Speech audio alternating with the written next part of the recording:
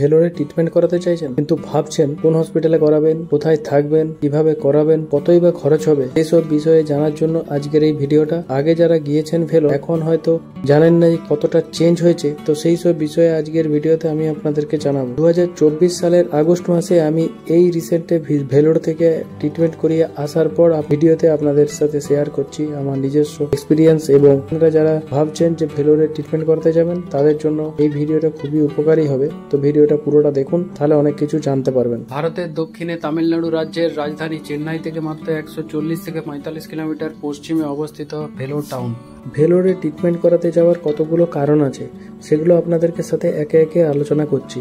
প্রথমত, ভেলোরে 3টে হসপিটাল আছে যেখানে আপনারা সাধারণত ট্রিটমেন্ট করাতে পারেন, যেমন নারুভি, সিএমসি এবং নারায়ণী। 3টে হসপিটালই খুব ভালো এবং খুব খরচও তুলনামূলকভাবে কম। তো যেটা মেন আমরা আজকে আলোচনা করব সেটা হচ্ছে সিএমসি হসপিটালের ট্রিটমেন্টের ব্যাপারে। দ্বিতীয়ত, সিএমসি হসপিটাল খুব পুরনো এবং বিশ্বস্ত। প্রায় 100 বছর ধরে এই হসপিটালটা চলছে এবং পশ্চিমবঙ্গ থেকে বিদেশ থেকেও প্রচুর মানুষ এখানে প্রতি বছরই ট্রিটমেন্ট করাতে আসেন। তৃতীয়ত বলে রাখি, এখানে অন্যান্য হসপিটালের তুলনায় খরচাটা তুলনামূলকভাবে কম। চতুর্থত, এখানে থাকার জন্য যে হোটেলগুলো আছে সেগুলোর রেট তুলনাভাবে অনেক কম। পঞ্চমত, আপনার ভাষাগতভাবে কোনো প্রবলেম হবে না। এখানে হাটে বাজারে বা মার্কেটে অনেক বাংলা চলে। ডাক্তাররাও কিছু কিছু হয়তো বাংলা বোঝেন, সব ডাক্তাররা না, তবে হিন্দি আপনার সুন্দরভাবে ডাক্তাররা বোঝেন, কোনো অসুবিধা হবে না। এরপর আপনাদেরকে বলি যে কিভাবে যাবেন।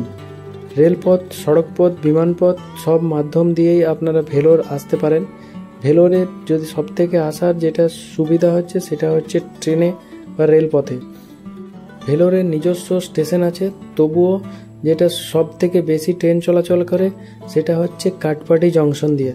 ভারতের যেখান থেকে আপনি আসুন না কেন, এই কাটপাটি পর্যন্ত আসার জন্য ট্রেন হয়তো পেয়ে যাবেন। যদি আপনি না পান তাহলে চেন্নাই আসুন, চেন্নাই থেকে এসে চেন্নাই থেকে আপনি ট্রেন চেঞ্জ করে কাটপাটি আসুন। তো কাটপাটি নামবার পর আপনারা এই কাটপাটি স্টেশন থেকে অটো বা আপনার শেয়ার গাড়ি অথবা আপনারা ক্যাব বুক করতে পারেন, অথবা বাসেও আসতে পারেন। আপনারা বিমান পথে আসতে চান তাহলে এখানের নিকটস্থ যে বিমানবন্দর সেটা হচ্ছে চেন্নাই এয়ারপোর্ট। চেন্নাইয়ের নামবার পর আপনারা ট্যাক্সি বুক করে অথবা ট্রেনের মাধ্যমে এখানে আসতে পারেন। সড়ক পথে আপনার চেন্নাই থেকে যেটা ব্যাঙ্গালোর যে হাইওয়ে আছে, সেই হাইওয়ের মাঝখানে মোটামুটি মাঝখান বরাবর আপনি পাবেন এই ভেলোর টাউন। ভেলোর টাউন দিয়েই এই রাস্তাটা ব্যাঙ্গালোর পর্যন্ত যাচ্ছে। চেন্নাই থেকে মোটামুটি দূরত্ব 140 কিলোমিটারে কম বেশি হবে। রেলপথ, আপনারা এখানে এসে থাকবেন কোথায়? ভেলোরে থাকার জন্য সবথেকে ভালো জায়গা যেটা হচ্ছে সেটা সিএমসি হসপিটালের মেন গেটের কাছাকাছি অপোজিটে কিংবা একটু এগিয়ে যে কোনো ধারে রাস্তার দুপাশেই অনেক হোটেল আছে, সেখানে আপনারা থাকতে পারেন। এখানে হোটেলের খরচা খুবই কম। এখানে প্রায় 250 টাকা থেকে শুরু করে 350 টাকার মধ্যে ডবল বেডের রুম আপনারা খুব সুন্দর পেয়ে যাবেন। এখানে প্রচুর পরিমাণে হোটেল আছে, তার জন্য হোটেলের জন্য আপনাদের চিন্তা করতে হবে না। আপনারা এখানে এসে আপনারা হোটেল দেখে নিজের পছন্দ অনুযায়ী হোটেলে উঠতে পারেন। অটোওয়ালা বা শেয়ার ট্যাক্সি যাকেই বলুন, তাদেরকে বললেই হবে যে সিএমসি কাছে হোটেলে থাকবো, সিএমসিতে ট্রিটমেন্ট করাবো, তাহলে ওনারা আপনাদেরকে হোটেলের জায়গাতে নিয়ে চলে যাবে। আর যদি আপনাদের কোনো আগের থেকে জানা থাকে হোটেল আপনারা জানেন, আমিও যদিও এই ভিডিওর পরে আরও ভিডিও যেগুলোতে আসবে সেখানে ছোট ছোট ভিডিওর মাধ্যমে আপনাদেরকে জানাবো হোটেলের সম্বন্ধে, যাওয়ার সম্বন্ধে। তার জন্য আমার চ্যানেলটা সাবস্ক্রাইব করে রাখুন, পাশে থাকা বেল আইকনটা দাবিয়ে রাখুন, তাহলে আমার ভিডিওর যে আপডেটগুলো আপনারা পেয়ে যাবেন। এবারে আপনাদেরকে বলি ভাষাগত কোনো প্রবলেম হবে কি না। ভেলোরের অটোওয়ালা থেকে ডাক্তার পর্যন্ত সবাই প্রায় বাংলা বোঝেন, যারা বোঝেন না তারা হিন্দি অবশ্যই বোঝেন। তার জন্য যদি আপনারা বাংলা বা হিন্দি জানেন তাহলে আপনাদের কাজ মোটামুটি হয়ে যাবে। ভাষার জন্য আপনাদের কোনো চিন্তা করতে হবে না। আপনারা যদি তামিল নাও জানেন বা ইংলিশ নাও জানেন তাও কিন্তু হবে। আপনাদেরকে বলি খাবেন কোথায় বা খাবার জন্য কি করবেন। খাবারের জন্য আপনাদেরকে বলে রাখি, যেটা সবাই করে বা যেটা পপুলার সেটা হচ্ছে এখানে রান্না করে খাওয়াটাই বেস্ট। কেন কি এখান থেকে যে হোটেল আছে সেই হোটেল থেকে রান্নার আসবাবপত্র এবং গ্যাস আপনাদেরকে দিয়ে দেয়। যদি আপনারা ভাড়া নিতে চান মাত্র 10 থেকে 20 টাকা দাম নেই প্রতিদিনের হিসাবে। তো আপনারা গ্যাস এবং জিনিসপত্র নিয়ে নিজেরা রান্না করে খেতে পারেন। বাজার আছে, শাক সবজি থেকে শুরু করে মাছ মাংস সবই পাবেন এবং আপনাদের খরচাটা একটু কম হবে।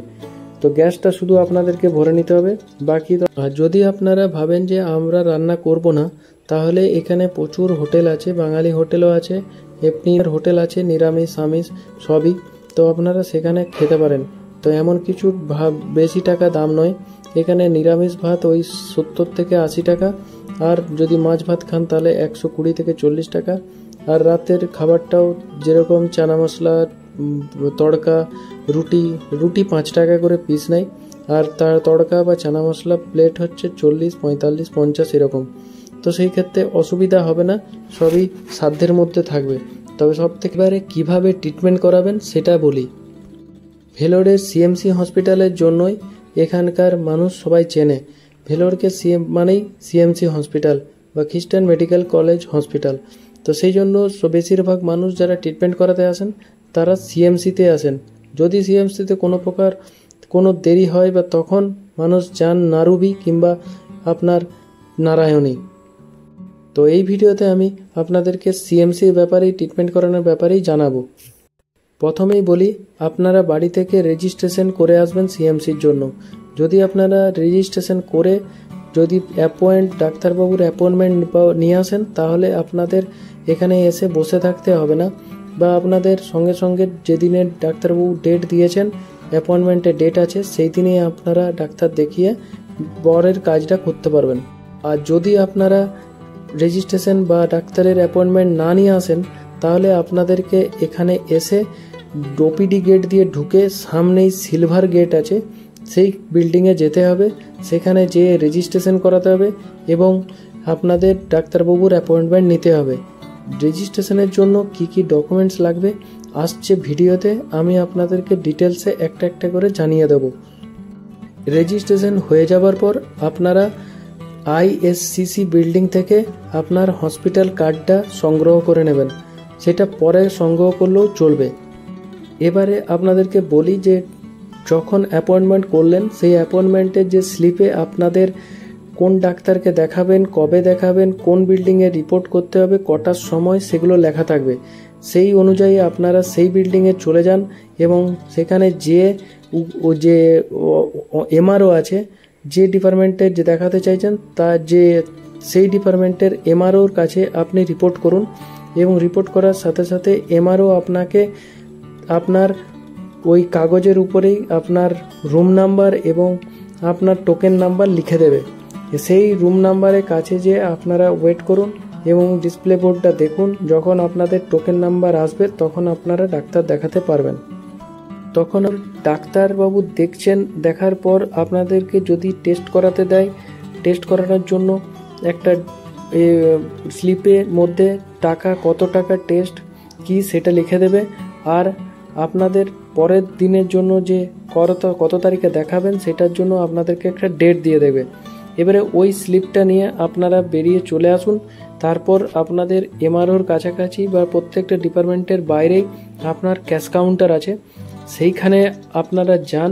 সেখানে যে টাকা জমা করুন, যে টাকাটা ডাক্তারবাবু স্লিপে লিখে দিয়েছে।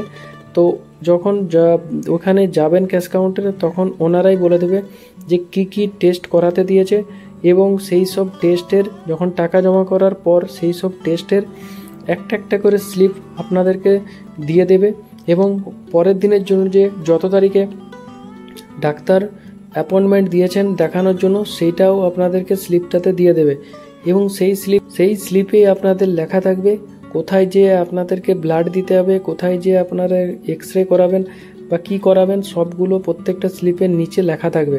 তবু আপনাদেরকে বলে রাখি যে রক্ত পরীক্ষা এবং মূত্র এবং মলমূত্র পরীক্ষা, এক্স রে পরীক্ষা, যত রকমের পরীক্ষা সেগুলো আপনার ওপিডি বিল্ডিংয়ের গ্রাউন্ড ফ্লোরে হয়। এই ব্লাড টেস্ট বা যে কোনো টেস্টের রিপোর্ট কবে আসবে সেটা আপনারা ওইখান থেকে জেনে নেবেন যেখানে টেস্ট করাতে দিচ্ছেন। আর সাধারণত টেস্টের রিপোর্ট আপনারা 1 থেকে 2 দিনের মধ্যে আপনারা ধরে রাখতে পারেন। তবে যদি কোনো এক্সট্রা কোনো বিশেষ কোনো রোগ না হয় তাহলে ক্ষেত্রে এক্সেপশনাল। আর এই সমস্ত টেস্টের রিপোর্ট আপনারা অনলাইনে আপনাদের যে হসপিটাল আইডি নাম্বার আছে সেখানে আপলোড হয়ে যাবে, ডাক্তারবাবু এনারা দেখতে পারবেন। তো কখন রিপোর্টগুলো আসবে সেটা আপনারা একবার জিজ্ঞাসা করে নেবেন যে কতদিন পর।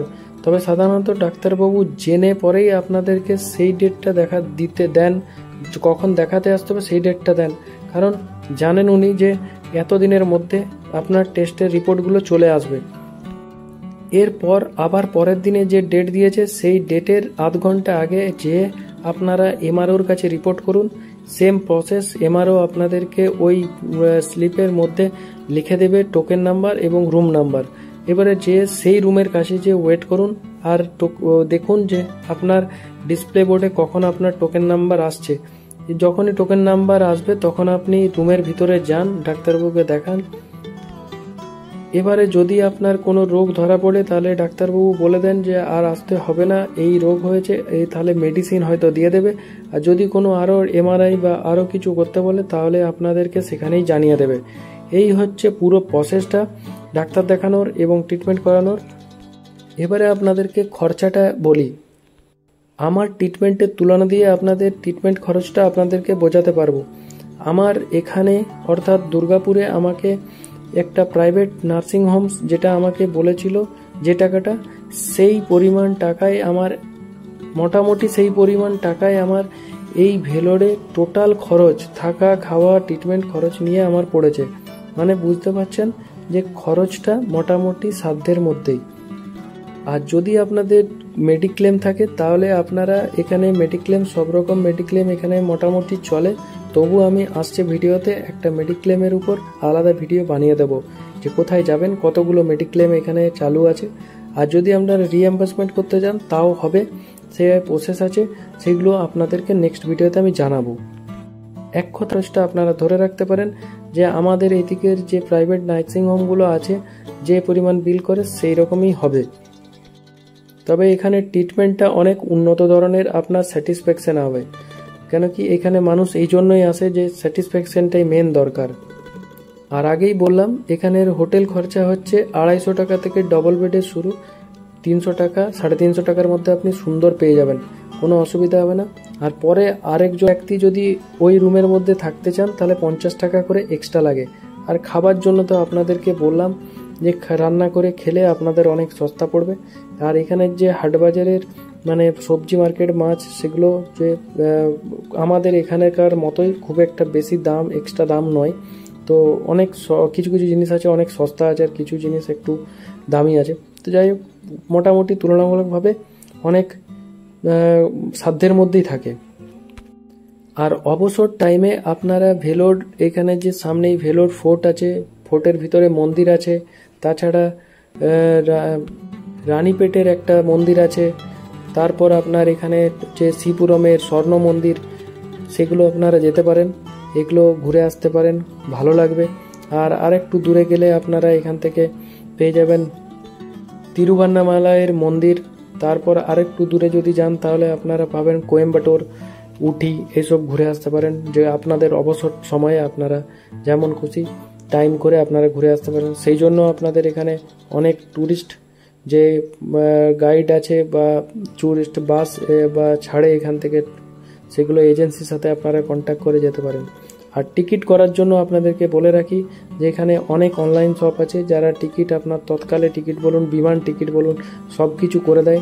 তো কোনো অসুবিধা হবে না সেই জন্য। তো এই ভিডিওর মাধ্যমে আপনাদেরকে একটা মোটামুটি ধারণা দিলাম। এর পরের ভিডিওগুলোতে একটা একটা ছোট ছোট ভিডিওর মাধ্যমে দিয়ে আপনাদেরকে যাওয়ার, এখান থেকে ভেলোর কিভাবে যাবেন, ভেলোরের যে হোটেলগুলো সম্বন্ধে আপনাদেরকে জানাবো, ট্রিটমেন্টের সম্বন্ধে ওখানে জানাবো, তারপর আপনাদের মেডিক্লেম বা কিভাবে কোথায় কি আছে সেগুলো জানাবো, বা সব কিছু আরও যেগুলো কোথায় কি ঘুরবেন সেগুলো জানাবো। তো সব কিছু পরের ভিডিওগুলোতে আপনারা জানতে পারবেন। তার জন্য আমার চ্যানেলটাকে সাবস্ক্রাইব করে রাখুন, আর পাশে থাকা যে বেল আইকনটা আছে সেটাকে স্পর্শ করে রাখুন। এর জন্য কোনো আপনাদের পয়সা লাগে না। এর থেকে আমার যেমন মোটিভেশন বাড়ে তেমনি আপনাদের অনেক কিছু জিনিস জানতে পারেন। তো বাই, আবার দেখা হবে আপনাদের সাথে নেক্সট ভিডিওতে। ততক্ষণ আপনারা ভালো থাকুন, সুস্থ থাকুন।